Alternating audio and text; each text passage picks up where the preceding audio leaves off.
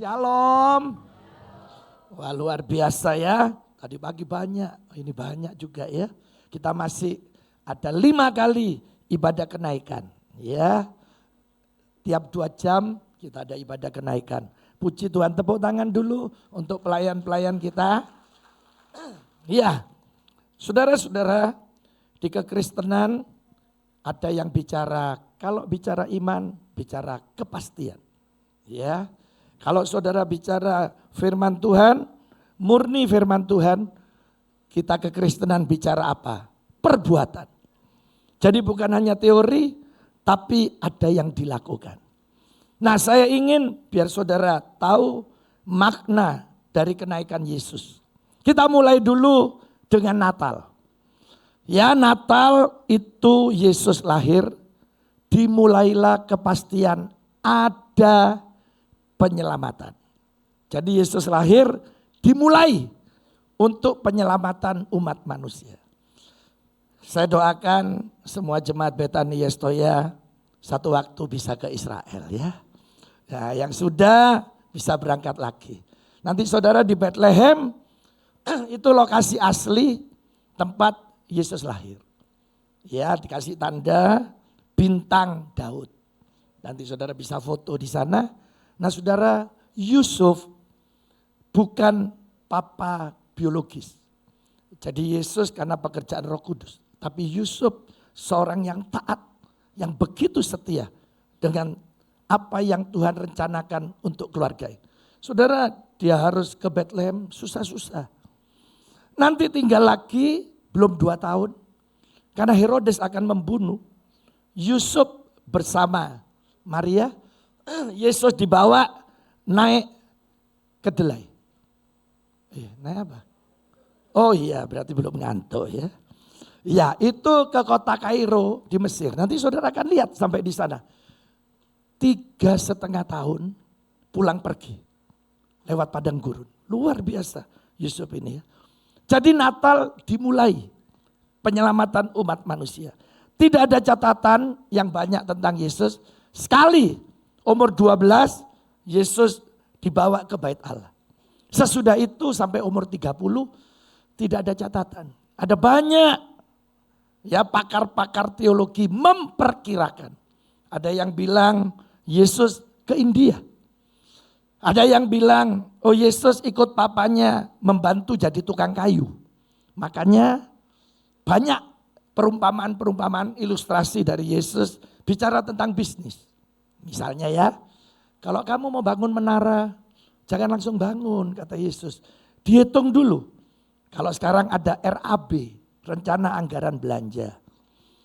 Jadi harus dihitung. Ini kan bicara bisnis. Nah, sampai umur 30, Yesus memulai pelayanan. Saya memulai pelayanan umur 31. Ya, karena Yoel tahun 96 lahir. Nah itu saya ngambil keputusan untuk bisa jadi pengkhotbah. Ya, tapi Yesus umur 30 dan 3,5 tahun saja pelayanannya.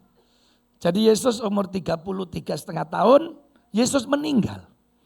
Kita sebut Jumat Agung. Itu dimulailah namanya penebusan dosa. Jadi ada kepastian penebusan dosa. Dosa asal, dosa yang kita tiap hari kita lakukan, Yesus bisa mengampuni. Itu Jumat Agung. 3 hari kemudian kita sebut Paskah. Yesus apa? Bangkit. Yesus bangkit, dimulailah kepastian keselamatan. Dimulailah kepastian Yesus juru selamat kita. Jadi kalau dia mati, siapa yang mau percaya? Karena dia hidup, ada jaminan keselamatan itu buat kita. Saya 5 tahun kuliah S2 misi ya tentang penginjilan. Jadi di dunia penginjilan, sebagaimana yang Alkitab tulis, dengan mulut mengaku, hati percaya bahwa Yesus itu Tuhan dan juru selamat pribadi kita, maka kita selamat. Jadi kita kasih namanya min 2. Terus dikasihlah indikator. Ya, dikasihlah tanda-tanda bahwa ini kalau orang punya tanda ini ada di min 2. Kalau dia percaya, terima Yesus dengan mulut mengaku hati percaya Yesus Tuhan Juru Selamat pribadinya, dia masih ikut agamanya atau kepercayaannya yang lain, itu min 2. Selamat, sesuai Alkitab selamat. Baru naik min 1, sekarang dia ngomong gini, aku wis gak melok kepercayaanku, agamaku. Aku netral, 0. Aku tetap percaya Yesus. Ya. Nah saudara, itu di angka min 1. Jadi ada indikator. Baru naiklah di angka 0. Kalau dia mulai bilang gini, sekarang saya percaya Yesus, saya mau ke gereja. Nah ini sudah 0. Naik lagi 1, dia bilang gini, Pak Sam, saya ini baru bertobat. Sekarang minta dibaptis. Nah itu di angka 1. Baru puncaknya yang terakhir kedua. Dia sudah dibaptis, sekarang melayani Tuhan. Dan dia dipenuhi Roh Kudus, itu di angka 2. Jadi saudara tinggal lihat indikatornya ya. Saya ditelepon habis khotbah doa malam di Surabaya. Saya pulang sekitar 9:30, habis diajak makan, Pak Sam di mana? Loh, siapa ya? Tolong bisa doakan. Akhirnya sekarang jadi besan saya. Adiknya papanya, katanya dokter besok harus pulang. Sudah ada harapan. Oh ya wis, di mana? Di rumah sakit, di lantai 5 ya. Oh ya wis. Tapi saya datang kira-kira 10:30 malam, enggak apa-apa. Enggak apa-apa wis, karena besok jam 8 pagi sudah suruh pulang. Saya datang, saya masih ingat. Saya ini ngopeni papa saya sampai meninggal. Saya kumpul papa saya, seminggu terakhir saya tidur bareng. Pokoknya orang yang mau meninggal, pertanyaannya cuma 2 ini. 1 tanya jam. Jam berapa ini? Ya dia pinter alasannya. Soalnya ini nanti mau ada acara ini, jam piro terus. Pokoknya wis orang tanya jam terus. Penyakitnya wis parah. Ini kata-kata budal saudara ya. Yang kedua melorot. Jadi di kasur ini mau turun terus. Kaki loh sampai ditarik. Tidak tahu apa mau kembali ke tanah, saya tidak tahu. Saya lihat loh. Jam piro ini Pak Sam? Loh, iki kata-kata budal iki. Ya terus melorot lagi. Terus saya bilang, wis gini, Pak percaya Yesus. Loh, saya bukan orang Kristen, saya bukan anak Tuhan. Enggak apa-apa, pokok percaya Yesus. Nanti Yesus bisa sembuh. No. Ya, ayo kita berdoa. Saudara doa dalam nama Yesus, amin, wis percaya sembuh. Saya pulang ya, besok jam 8 dokternya datang. Ini dikasih makan apa tadi malam? Dinyatakan sehat sampai hari ini. Hidup saudara. Sampai hari ini. Ya kalau saudara dari Surabaya, Waru, mau ke Krian, ada rumah makan Sriwijaya. Nah coba saudara mampir. Nanti tanya, omongan saya kan sama.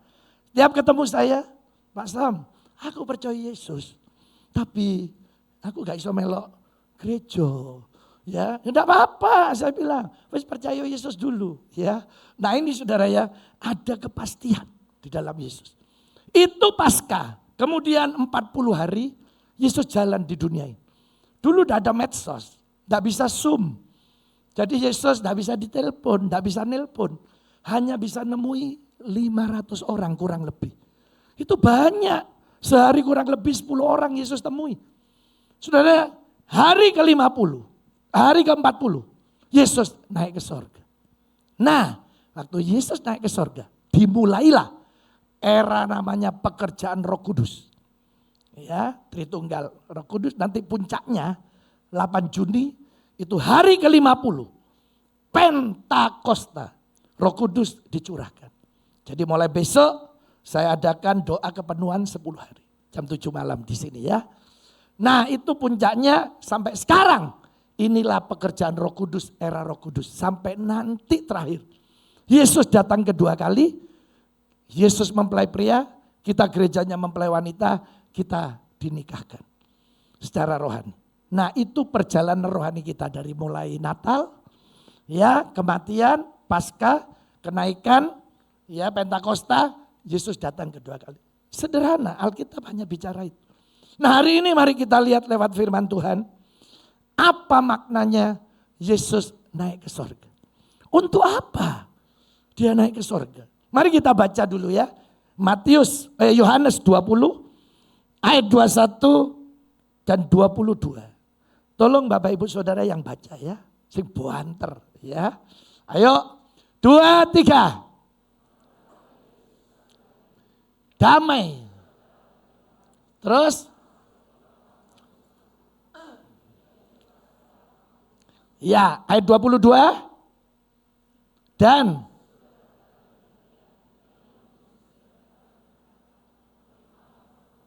Belum makan ya. Iya. Ayo semangat ya. Saya baca ulang ya. Kita mulai ayat 21. Katanya Yesus gini. Sekali lagi, jadi ini diulang ya. Damai sejahtera bagi kamu. Kata Yesus, sama seperti Bapa mengutus aku. Jadi saudara, Yesus naik ke surga, selesailah Yesus sebagai utusan Tuhan. Misi Yesus yang dipercaya Bapa kepadanya selesai. Nah, dia naik ke surga, sekarang katanya Yesus, utusan ini, misi ini, Bapak Ibu Saudara termasuk saya yang melanjutkan. Nah, untuk melanjutkan ini di ayat 22 dikasih yang namanya yaitu apa? Roh Kudus. Karena kita ini nanti tidak mampu. Dan katanya sesudah berkata demikian, Yesus mengembusi mereka dan berkata apa? Terimalah Roh Kudus. Karena roh ini nanti yang menolong kita. Ya, di semua sektor. Pembangunan kita ini ya butuh dana banyak. Butuh doa-doa support saudara. Kadang saya ini seperti mau nyerah aja ya. Tapi nanti ada yang bisi. Ojo. Iso pasti wis. Ayolah. Saya tahu itulah pekerjaan Roh Kudus. Jadi saudara hari ini mari kita akan lihat dari 2 ayat ini. Ya saya nanti tambahin lagi. Yang pertama saudara lihat Yesus menyelesaikan misinya. Sebagai utusan Bapa di dunia sekarang diganti saudara dan saya. Dari banyaknya kita sebagai utusan, apa yang harus kita lakukan sebagai utusan? Saya sering sebagai utusan. Ya, dulu sebagai utusan gereja, utusan panitia, utusan sinode, apa aja. Nah, sebagai utusan saya membawa ya yang mempercayai saya ini. Jadi saudara hari ini juga apa yang harus kita lakukan sebagai utusan? Ada 2. Ya, sebagai utusan atau misi ada 2. Mari kita baca Matius 5 ayat 13 sampai 16. Nah kita lihat 2 ini apa. Yang pertama katanya kamu adalah apa? Tahu garam? Rasanya apa? Asin. Iya. Ya, katanya jika garam itu menjadi apa? Iya, dengan apakah ia diasinkan? Tidak bisa. Pokoknya garam wis jadi tawar. Katanya tidak ada gunanya, dibuang, diinjak orang. Sama nanti, saudara dan saya, kalau sudah tidak jadi garam dunia, tidak jadi utusan, kita tidak ada gunanya. Kita bisa dibuang, bisa juga dihina, diinjak-injak. Jadi permainan orang. Alah, iki cari ini anak Tuhan, cari pendeta, cari hamba Tuhan. Nah ini ya, mari kita lihat sekarang ayat 14. Kamu adalah apa yang kedua? Terang. Ada garam, ada terang. Terus katanya kota yang terletak di atas gunung tidak mungkin tersembunyi. Allah tidak pernah menciptakan gelap. Gelap tidak pernah diciptakan. Allah hanya menciptakan terang. Gelap ada kalau terang sudah tidak ada. Tapi di mana ada terang semua pasti bisa melihat. Ya ada saatnya nanti seperti garam tidak kelihatan. Tapi bisa dirasakan.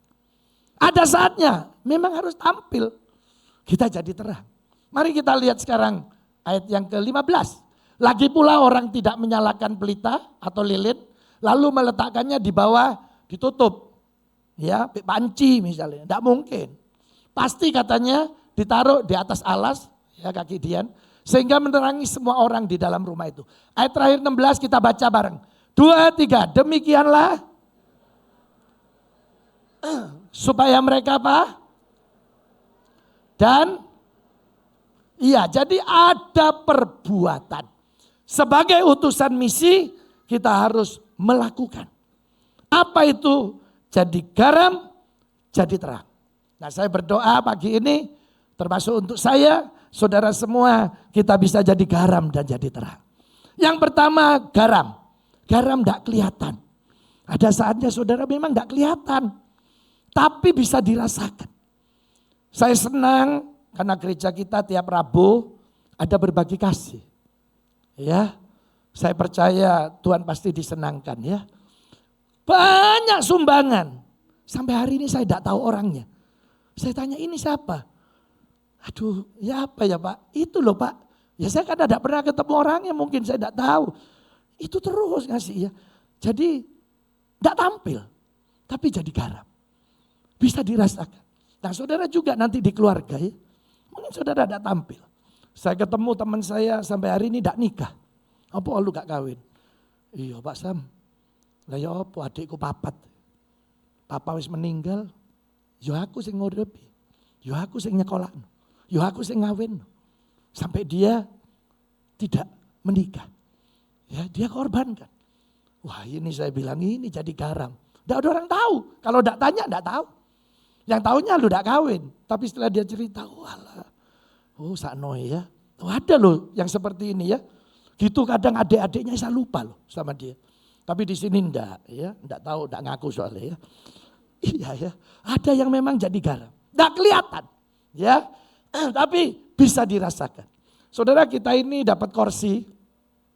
Ada satu ibu di Surabaya yang sering makan bareng saya. Saya gini, Cik gantian, ayo tak Cik sing doa. Aduh, aku gak iso Mas Sam. Doa makan aku gak iso. Tapi nek urusan kursi, ayo wis tak sumbangi wis. Hampir semua desa, gereja-gereja. Pokok saya lihat kursinya kayak gini, saya tahu dia yang nyumbang. Tapi tidak ada orang tahu. Saya tanya pendeta, ini disumbang siapa? Oh disumbang bapak ini. Dalam hati saya bukan. Ya orang ini. Cuma di atas namakan bapak itu. Tidak kelihatan. Tapi berdampak. Coba saudara masak, tidak usah garam. Enak enggak? Gak enak kabeh. Masak nopo iki. Ya, hambar. Nek bahasa Madurai. Cia. Ya. Tidak enak. Ya saya tahu di sini banyak jemaat juga yang jadi garam. Puji Tuhan.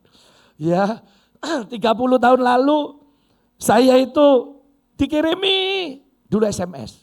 Bek teman saya. Tiap dikirimi tak delete. Alah iki opo sih? Sapal aku ayatnya. Tak delete. Terus satu waktu saya butuh keuangan. Aduh hari itu tidak bisa ya. Ayatnya hafal. Tidak ada yang mustahil bagi orang yang percaya. Saya gini, alah ayat iki mana. Tapi karena saya butuh hari itu. Saya baca sampai 15 kali, tak baca. Tidak ada yang mustahil bagi orang yang percaya. Tidak ada yang, murah-murah saya nangis. Saya gini, Tuhan saya mau ngalami mujizat loh. Hari ini saya butuh. Hari itu saya dapat pelanggan. Dia taruh uang dulu. Ya, beres semuanya. Saudara-saudara, ayat itu menolong saya. Sejak itu saya janji. Tuhan, saya mau bikin ayat. Satu ayat aja. Ya pokok pendek-pendek. Sampai hari ini sudah 30 tahun.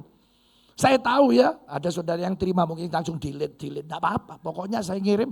Karena dulu ada saatnya 365 hari. Sekali lah pasti dia baca. Pikiran saya gitu. Ya kayak saya itu. Padahal dulu tak delete. Tapi begitu sekali itu nolong saya. Iya, sekarang saya ngirim sekitar 140.000 orang tiap hari. Saya buat sendiri, saya kirim. Ya mungkin tidak banyak orang tahu. Saudara, tapi saya pengen jadi garam. Setidaknya firman itu bisa menolong mereka. Nah, ada saatnya juga tampil. Jadi ada yang jadi garam.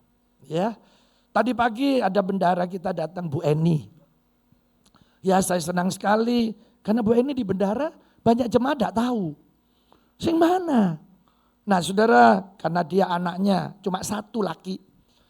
Sekarang kerjasama dengan orang asing dan sering tinggal di luar negeri. Cucunya 2, nah dia sering barengi di Jakarta. Dia datang sama suami. Wis Pak Sam tetap tak bantu tapi saya tidak bisa megang. Ya nanti tak cek semua. Ya kita sudah cek. Saya bilang saya nyatakan bersih. Nanti Bu Eni minta surat bersih tak kasih. Ya sekarang diganti Pak Alfred Potalami di keuangan. Ya semua sudah tersusun. 1 rupiah pun sekarang saya berani katakan bisa dipertanggungjawabkan. Nah yang benar gini, serahkan semua, dibenahi kita yang ngeceki. Ya setelah diaudit saya berani ngomong, ya sudah dari mimbar ini. Terima kasih Bu Eni, ya sudah bantu. Dan dia masih terus bantu, cuma tidak menjabat. Nah saudara-saudara, ini garam. Tak kelihatan, tapi berdampak. Tapi nanti ada yang jadi terang. Ya memang ketok. Contohnya coir ini. Apa coir ini? Choir. Iya. Sisano Aser ya. Aser gak pernah disotik ya. WL. Wah pemain musik semua. Ada di sini WL pakai helm. Biar gak kelihatan Pak saya melayani Pak. Ya udah bisa. Ya ada saatnya memang tampil. Mau pemain nenek Pak David Japro Singer.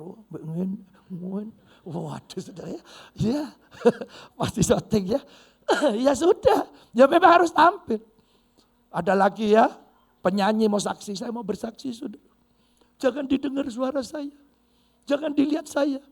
Ya, dengarlah kata-katanya aja. Ya wes aku merem tak sumpel kupingku. Jadi gak oleh ngrungu suarane. Gak oleh ndelok wong ya merem terus ya apa kate maca tulisane ya. Ya ndak bisa lah. Ya wis nyanyi di depan ya mesti didengar lah. Ya mesti tampil kelihatan. Ya kok saya gini ya mestilah tampil. Jadi saudara ada saatnya jadi garam. Tapi ada saatnya nanti kita jadi terang. Tunjukkan. Loh memang. Itu dan akan kelihatan. Ya. Saya datang kira-kira 35 tahun lalu ke satu gereja di desa ya. Saya tahu teman saya ini, loh anakmu umur piro iki? 10. Apa? Loh gak sekolah ta? Enggak. Loh kok gak sekolah? Larang Ming. Sekolah 5.000. Aduh saya nangis. Loh, masa 5.000 terus anakmu gak sekolah? Gak sekolah, bener. Tuh. Ya wis, sekolah no. Sejak itu saya belajar. Ya tidak banyak uang saya. Dari Medan sampai Papua. Tiap bulan saya salurkan. Dan saya loh tidak pernah kekurangan. Tidak pernah. Ya memang ada saatnya kita jadi garam. Tapi ada saatnya jadi terang. Gereja ini juga tiap minggu kita berbagi kasih. Ya ada saatnya kita jadi berkat. Ini utusan. Sebagai misi. Tuhan ingin saudara dan saya jadi garam, jadi terang. Supaya apa katanya? Yesus dimuliakan. Jadi perbuatan kita lewat jadi garam, lewat jadi terang. Itu harus berdampak buat orang. Harus jadi berkat buat orang. Tapi nek saudara bencekno, utang ngemplang. Nanti Yesus dipermalukan. Oh cari hamba Tuhan. Utangan tapi ngemplang. Loh, izin ya. Loh iya saudara. Ya. Saya waktu memulai usaha, di sini ada toko kertas, bukan anak Tuhan. Saya tahu kurang seminggu saya tidak bisa bayar. Aduh gak iso iki. Saya datangi, kok aku minggu ini gak iso bayar, giroku no di endi. Tak ganti bunga. Loh, giro lu wis beredar. Dulu itu boleh diedar-edar, tidak ada namanya. Jadi bisa tukar kemana-mana. Aduh ya apa kok ya. Ini ya kok, aku tak pulang sih. Saya pulang, saya nyewa mobil. Saya bawa kulkas, TV, kursi tamu semua saya bawa. Saya datang, kok iki hitungan saya yo. Enggak kurang piro utangku. Dia lo bisa nangis. Di kepercayaanku gak diajarin ini Pak Sam. Lu bawaan pulang. Keluargaku gak pernah ngajar seperti. Lu bawaan pulang. Lu saya punya giro. Punya. Bawaan giro ke sini. Saudara saya bawa. Dia bilang apa? Sekarang buka giro 13 bulan. 30 juta. Wes, buka lagi 12 bulan. 30 juta. Buka lagi 10 bulan. Saya dimodali hampir 400 juta. Waktu itu ya. Sampai hari ini saya seperti keluarga. Bukan anak Tuhan. Bukan anak Tuhan. Saya gini, kok bisa ya? Kadang kita ini loh sing wis anak Tuhan, hamba Tuhan. Aduh, kadang ya bikin malu Tuhan. Nah saudara, ini bukan sampai sekarang. Ini dapurku bocor. Pak Sam, ono tukang, ono, pasti ono wis. Ya, saudara, hari ini kita harus bisa sebagai utusan untuk memuliakan Tuhan. Jadi garam, jadi terang. Ayo kita mulai. Jadi Yesus naik ke sorga, kita ini sekarang dipercaya untuk melanjutkan utusan sebagai misi dari Tuhan. Baru yang kedua terakhir. Sebagai apa Ya, Yesus naik ke surga ini. Mari kita baca ayat yang disukai jemaat. Ayat apa? Ayat terakhir, Yohanes 14 ayat 1 sampai 2. Nah ini ya, katanya Yesus, janganlah gelisah hatimu. Ojo bingungan gitu loh, kata Yesus ya. Kenapa? Kamu percaya kepada Allah, juga percayalah kepada siapa? Padaku. Sekarang ayat 2. Di rumah Bapakku, berarti di sorga, banyak apa? Iya, jika tidak demikian tentu aku mengatakannya kepadamu. Nendai aku pasti ngomongilah. Gitu ya. Sebab aku pergi ke situ untuk apa? Menyediakan tempat bagimu. Yang kedua, Yesus kembali ke surga, naik ke surga. Dia memberikan kita satu kepastian. Surga itu ada. Ya, Yesus memang dari surga. Dia datang ke dunia. Sekarang dia kembali ke surga. Makanya saya percaya. Ya, surga kekal itu ada. Saya dulu sering khotbah di Singapura. Ya biasa di Tidurno sebelahnya Lucky Plaza. Ya Lucky Plaza ini plazanya orang Indonesia. Makanan Indo banyak. Saya pulang saya cerita staf saya. Ya dulu saya jualan keripik. Saya cerita, waduh di kono makanannya masakan Indonesia. Tapi tidak koyok di Jawa Timur. Bumbunya di sini enak pepek, lengkap. Ini di sana enggak. Jadi kadang ada yang kurang. Cerita, oh masak nopo Pak, ini. Wes. Ya, enggak lama. Staf saya ini cerita, B4 orang. Kamu nanti kalau ke Singapura ya, itu ada Lucky Plaza. Nanti kamu ada masakan Indonesia, beli gini-gini. Seperti yang saya cerita. Saya datang ya, kok iso nerang lagi, hebat ini. Terus ini yang 4 tanya, kamu berapa kali ke Singapura? Belum pernah. Tak gunting lambemu ya. Lah apa kau cerita? Tidak bisa dipercaya. Biarpun dia cerita, kan tidak pernah ke sana. Begitu saya ngomong, iya aku sing cerita. Lah nek pasam ya aku percaya. Pernah nang kono. Ya saudara ya. Jadi saudara akhirnya staf saya ini saya panggil Perkemi. Persatuan Kemeruh Indonesia ya. Soalnya roh terus. Nah ini. Jadi saudara, tidak bisa dipercaya, tidak pernah ke sana. Gimana mau dipercaya? Saya ke Israel sudah 54 atau 55 kali. Saya sudah 50 kali lebih. Itu copet, mulai muda loh sampai tua, nyopet terus. Sampai disebut copet suci ya. Saya lo hafal. Lalu saya ke sana, saya terang orang pasti percaya. Sama hari ini, Yesus memang dari sorga. Dia kembali ke sorga, ya saya percaya. Dia bilang sorga itu ada. Jadi saudara dengan kenaikan Yesus ini, kepastian sorga itu ada. Jadi saudara di dunia ini pun kita bisa nikmati sorga. Makanya tadi Yesus bilang damai sejahtera aku berikan kepada. Damai sejahtera bicara apa? Kenikmatan hidup. Bisa menikmati hidup. Saudara boleh banyak uang, ya kaya. Tapi saudara kalau tidak punya damai sejahtera. Apalagi sakit-sakitan, tidak bisa dinikmati. Tapi hari ini Yesus jamin ada sorga di dunia ini sampai sorga kekal. Ya memang kematian itu rahasia. Teman saya seorang gembala. Ya kan, dia tanya, papaku masuk sorga enggak ya? Papanya pelayan Tuhan, setia. Tapi detik-detik mau meninggal, dia bilang be anak, papa kok kecewa ya be Tuhan ya. Masa papa ini wis mati-matian melayani kok sakit gini. Ya apa Ming? Masuk surga enggak? Waduh garu aku. Itu area Tuhan. Ya sebaliknya saya ketemu teman saya. Pak Sam, mamaku lu gak pernah nang gereja. Tapi terakhir mau mati tuh minta didoain. Hai doain be Tuhan Yesus. Nanti mama mau percaya be Tuhan Yesus. Masuk surga enggak ya? Ya enggak tahu. Arealnya Tuhan. Ya saudara tapi yang pasti surga kekal itu ada. Dan selama kita di dunia ini kita bisa menikmati surga. Kadang saya naik diam-diam ya. Nek nuruti kegiatan saya 24 jam bisa tidak cukup. Ini ya kampus STT lagi renovasi. Sebentar akan datang mungkin total hampir 70 mahasiswa baru yang nginep tidur nanti di asrama. Kita bangun ya asrama. Kita perbaiki semua saudara. Ini ngurusi anak asuh, ngurusi dosen, mau akreditasi. Ya ini ngurusi kampus. Wes. Kemarin saya di pembangunan. Tadi malam 8:30. Ya, saya di lokasi pembangunan. Lagi ngecor tadi malam. Ya, karena ngecor untuk tiang di lantai 9 zona 1 untuk atap. Jadi penahan atap. Saya datang, saya lihat ya. Saudara ya, itu loh ngurusi pembangunan. Ini ada Pak Alfred bagian pembelian. Aduh, ngurusi duit, ngurusi ini. Ini ngurusi jemaat lagi. Jemaat kita sudah merangkak 3 ribuan ya. Ke arah 4 ribu nanti.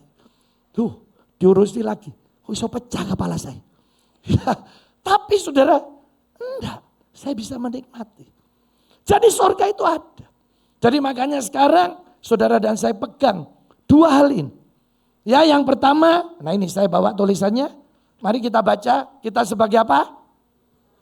Misi, kita jadi apa? Iya, ayo tekati. Tuhan, saya mau jadi garam dan terang. Di keluarga, di family, di kantor, kerjaan, termasuk di pelayan. Jadi siapa sih melayani gegeran tok, mandek wis. Itu tidak bisa jadi garam, tidak bisa jadi terang. Yang kedua, bicara apa? Sorga itu ada. Jadi jangan ragu lagi hari ini.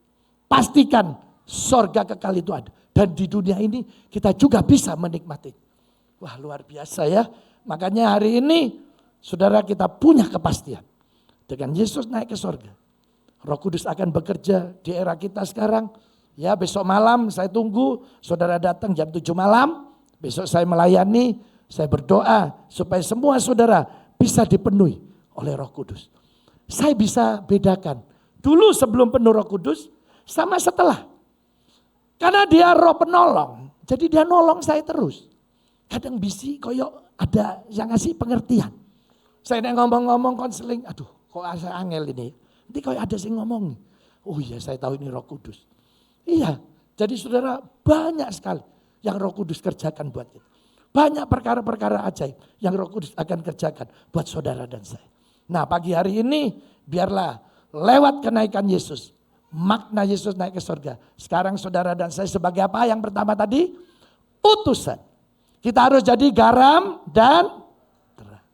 Dengan Yesus naik ke surga, pastikan surga itu ada. Puji Tuhan ya. Jadi Tuhan ini ajaib. Dan hari ini era Roh Kudus dia akan bekerja luar biasa. Kemarin Selasa malam saya khotbah di Surabaya. Hari khotbah terus didatangi seorang ibu ya. Pak Sam, ini nitip untuk pembangunan. Oh ya, makasih ya Ci. Iya, saya doa tak buka, kaget saya. Puji Tuhan, bisa buat beli 10 ton besi ya. Banyak ya saudara ya. Tepuk tangan untuk Tuhan kita ya. Nah, Tuhan itu ajaib. Ya, tadi saya juga sudah buat buku, tapi baru 10 seri ya, tentang iman.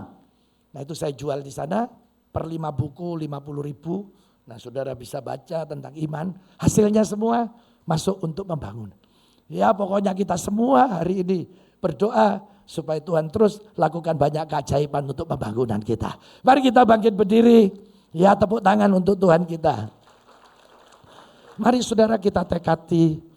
Untuk kita sebagai utusan bisa jadi garam, jadi terang. Masih ada yang kepahitan, masih ada yang ribut, masih ada yang berkelahi. Stop. Ayo kita mulai. Tuhan, saya pengen berdampak.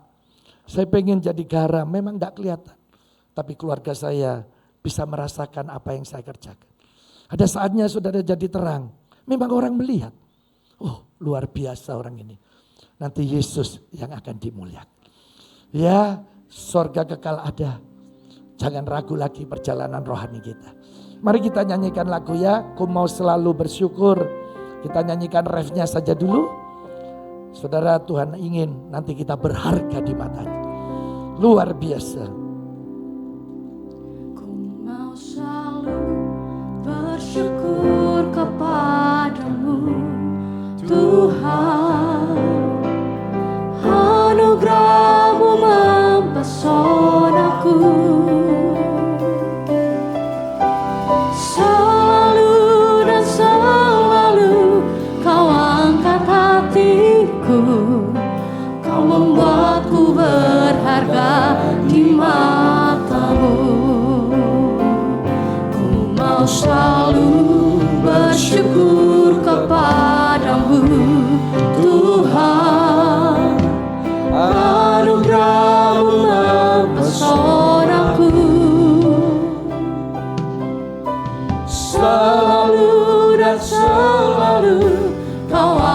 hatiku, Kau membuatku berharga di mata. Kita nyanyi dari awal saudara ya.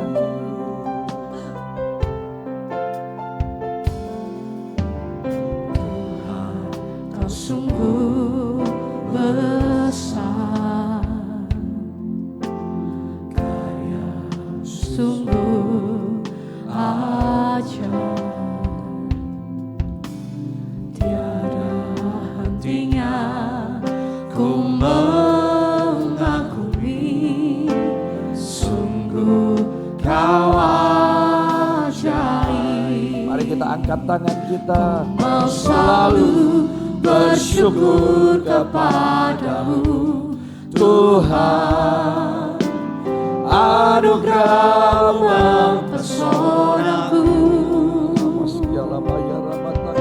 Selalu dan selalu Kau angkat hatiku, Kau membuatku berharga di mata-Mu. Mau selalu bersyukur kepadamu Tuhan, anugerah-Mu mempesonaku.